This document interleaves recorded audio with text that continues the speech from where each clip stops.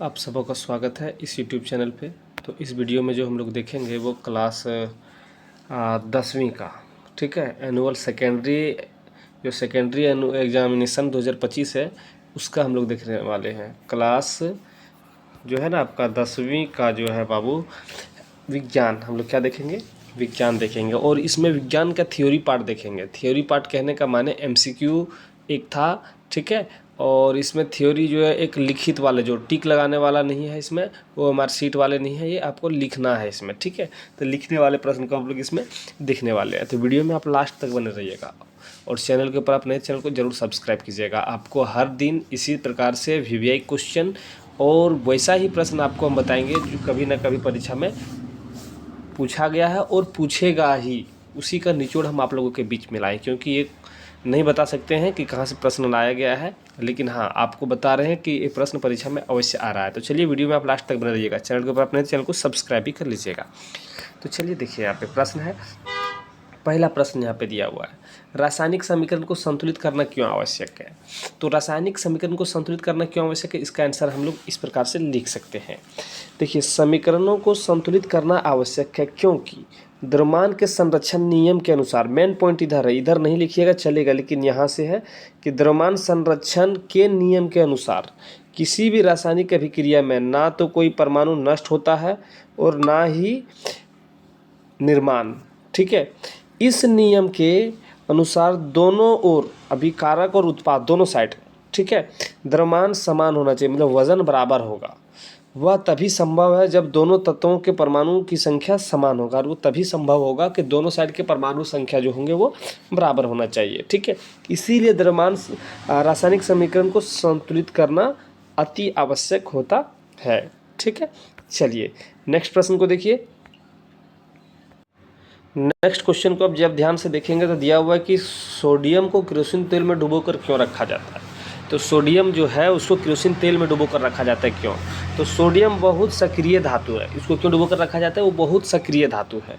वायु में उपस्थित ऑक्सीजन, जो वायु में उपस्थित ऑक्सीजन है, से क्रिया कर आग पकड़ लेती है, स्वतः वो खुद जलने लगती है, ठीक है। और सोडियम ऑक्साइड बनाती है, खुद वो आग पकड़ जाएगा और एक ऑक्साइड बनाता है जिसको हम लोग सोडियम ऑक्साइड कहते हैं, ठीक है।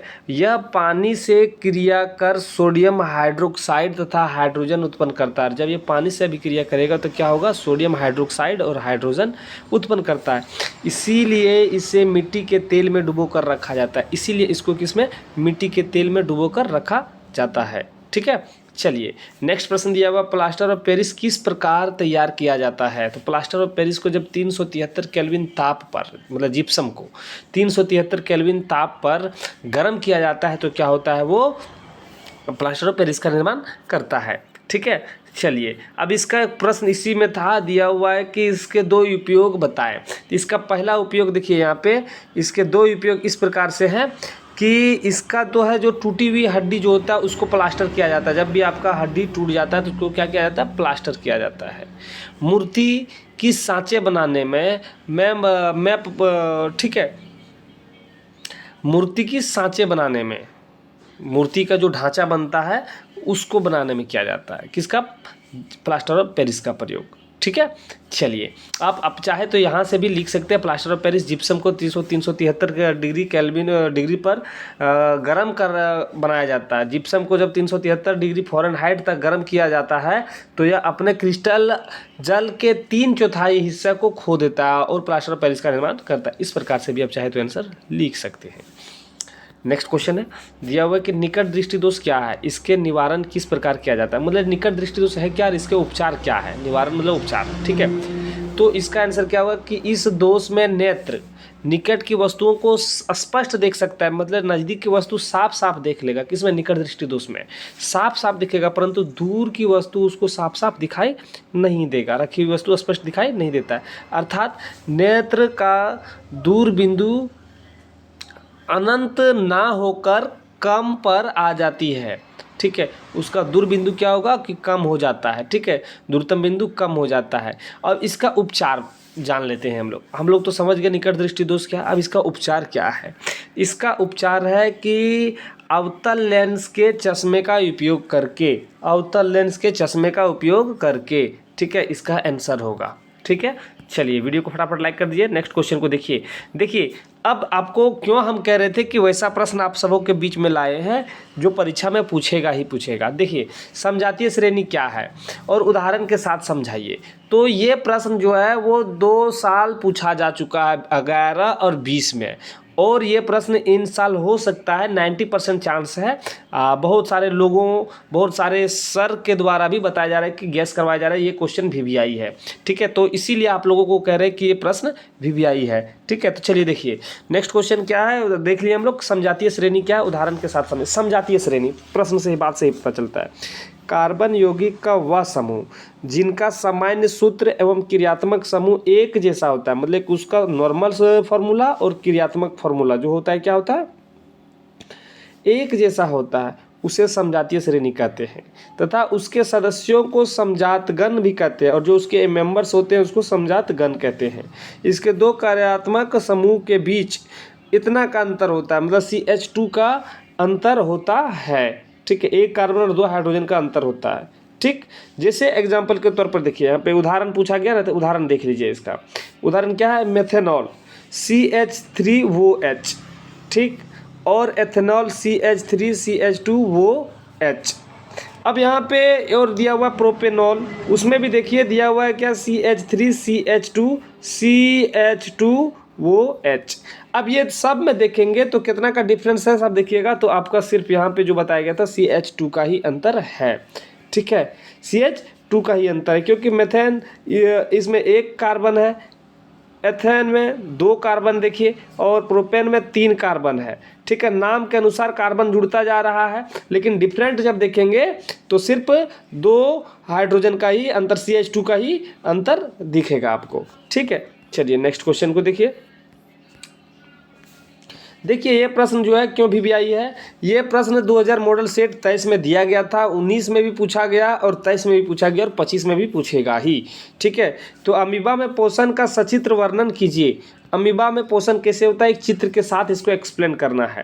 तो अमीबा में पोषण पहला क्या होता है, अमीबा अपनी सतह पर उंगली जैसे प्रवर्ध, अस्थायी प्रवर्ध बनाता है जिन्हें कुटपाद कहते हैं। ठीक है, और कुटपाद भोजन को घेर कर खाद्य धान्य बनाते हैं और स्वयं गायब हो जाते हैं। जैसे थोड़ा सा और छोटा कर देते, देखिए ये अमीबा है।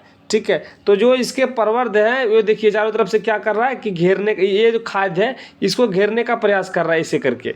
ठीक है, ये घेर रहा है, देखिए यहाँ से ये अपना मुंह खोलते जा रहा है, कुटपाद या पादम जो धीरे धीरे बढ़ा रहा है, इसको घेर रहा है। किसको घेर रहा है, यहाँ पर इस जगह पे फूल घेर लिया, देखिए खाद्य पदार्थ को क्या है, फूल घेर लिया, और इसको कहाँ पे पहुँचा रहा है, ध्यान दीजिए।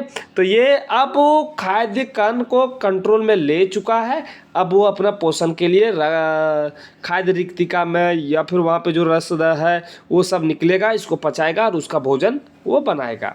ठीक है, इस प्रकार से आप इसका सचित्र वर्णन कर सकते हैं, अमीबा में पोषण का सचित्र वर्णन कर सकते हैं। कुछ और बेसिकली पॉइंट दिया हुआ, इसको भी आप चाहे तो लिख सकते हैं, नहीं तो अपने हिसाब से आप उतना ही लिखिएगा, बेस्ट है। ठीक है, चलिए आगे देखिए, ये भी प्रश्न क्यों वीवीआई है आप सबों को बता दें कि 22 में पूछा गया, 24 में पूछा गया, 17 में पूछा गया, 18 में पूछा गया। ठीक है, तो ये प्रश्न 22, 24, 16, 17, 18 में पूछा गया प्रश्न है। ठीक है, इसीलिए ये वीवीआई प्रश्न है। देखिए यहाँ पे प्रश्न दिया हुआ 2 ओम, 3 ओम और 6 ओम प्रतिरोधक के 3 प्रतिरोधकों को किस क्रम प्रकार संयोजित करेंगे कि संयोजन का कुल प्रतिरोधक 11 ओम। पहला क्या ज्ञात करना है, 11 ओम, और दूसरा 1 ओम ज्ञात करना है। चलिए हम लोग सबसे पहले क्या करेंगे, कैसे बनाएंगे, तो सबसे पहले माना लिखना है आपको। R1 बराबर जो दिया गया कितना, 2 ओम, R3 3 ओम और R4 6 ओम दिया हुआ है। अब पहला प्रश्न था 11 ओम प्राप्त करना था। ठीक है, तो श्रेणी क्रम में संयोजन करने पर सभी प्रतिरोधक को श्रेणी क्रम में संयोजित करने पर लिखेंगे आप R बराबर, सबको हम लोग श्रेणी क्रम में जोड़ दिए। अब R1 का वैल्यू 2, 3 और 6 जब जोड़ेंगे तो 11 प्राप्त होगा। देखिए आपका आंसर निकल गया। अब बोला 1 प्राप्त करना है, यहाँ बोला गया 1 ना। अब 1 प्राप्त करने के लिए सभी को किस में करेंगे, समांतर क्रम में ऐड कर देंगे, जोड़ देंगे। सभी को देखिए समांतर क्रम में हम लोग जोड़ दिए हैं। जब समांतर क्रम में जोड़ेंगे तो देखिए यहाँ पे आ जाएगा 1/2, 1/3, 1/6, ये सभी को इस प्रकार से रखा गया है। अब इसको क्या किया गया है कि 2, 3, 6 का एलसीएम ज्ञात किया गया है। किसका? 2, 3, 6 का एलसीएम निकाला। और जब इसका एलसीएम निकालेगा, भिन्न का जोड़ भिन्न करेगा तो आपका 6/6 आएगा। इसको जब काटेगा तो 1 प्राप्त होगा, 1 कॉम। तो 1 कॉम वहाँ पूछा गया था, यहाँ पे 1 कॉम हम लोग निकाल चुके हैं। और ये प्रश्न एक ऐसे शख्स के द्वारा भेजा गया है जो हम नहीं कह सकते आगे। चलिए नेक्स्ट क्वेश्चन को देखिए। आगे दिया गया, ध्यान दीजिए, आगे दिया गया ये प्रश्न VVI है। क्यों? क्योंकि इसमें देखिए चित्र के दिखाए गए अनुसार ABCD में नाम लिखना है आपको। इस भाग को क्या कहते हैं, इसको क्या कहते हैं, इसको क्या कहने वाले हैं और इसको क्या कहते हैं, इसका नाम आपको बताना है। तो देखिए ये वाले जो भाग होगा उसको क्या कहते हैं? परम मस्तिष्क वलकुट, ठीक है। बी वाले को कहते हैं खोपड़ी, जो खोपड़ी आपका जो स्कल्टन है वो आपका, ठीक है। और सी वाले को हम लोग कहते हैं अनुमस्तिष्क, इसको क्या कहते हैं? अनुमस्तिष्क, ठीक है। और जो इस जगह पे है, ठीक है, ये डी नंबर वाले को कहते हैं मेडुला, ठीक है। मेडुला क्या कहते हैं बाबू? इसको मेडुला कहते हैं, इसको मेडुला कहा जाता है, ठीक है।